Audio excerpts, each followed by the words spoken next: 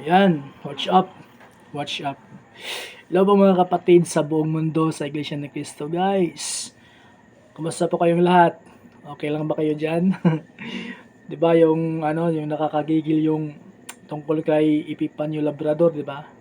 So mga kapatid, ano, tawag nito, relax lang po tayo. Wag nating pairalin yung galit natin sa ating puso. Okay, alam naman natin na marami mga pagsubok ngayon. Pagkatapos mula pa nung binalita na magkaroon tayo ng National Peace Rally, ayun, marami nang nagalit kasi mga ganito, mga ganyan-ganyan, di ba? So, lalo na nung natapos yung ating National Peace Rally, di ba? So, ayun lang, relax na po tayo mga kapatid. Alam naman natin na marami talagang mga galit o hayaan natin ang Diyos nun sa kanila. O wala tayong doon. O hayaan natin ang Diyos ang gagawa para sa kanyang bayan. So guys, ayun lang. Huwag nating ilagay sa kamay yung batas, no? Panalangin na lang natin si Epifanio Labrador na ayan, magbago siya o hindi maganda yung kanyang ginawang pagmumura sa ating tagapamahalang pangkalahatan.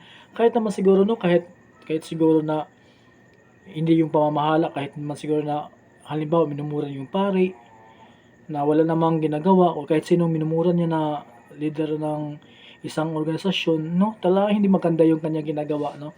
Talagang nakakagigil sobra. Kahit na ako na hindi ko na yung mga napapanood ko sa YouTube na mga content na kay Epifanio Labrador o hindi ko na pinapanood pag mga kapatid na vlogger na kinontent si Epifanio Labrador hindi ko na pinanood pero nakasubscribe ako sa kanila kasi alam kong kapatid yun lang, manalangin lang tayo po. Wag nating pairalin yung galit, no?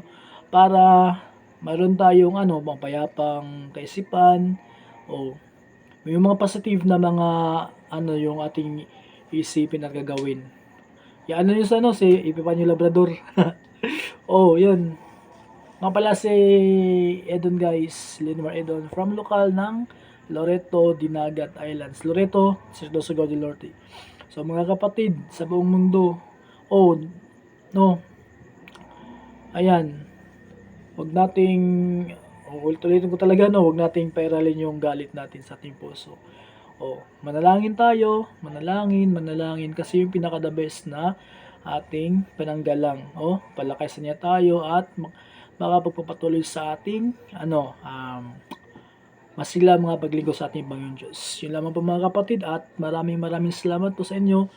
Please subscribe po niyo ako mga kapatid sa aking YouTube channel na ito, guys.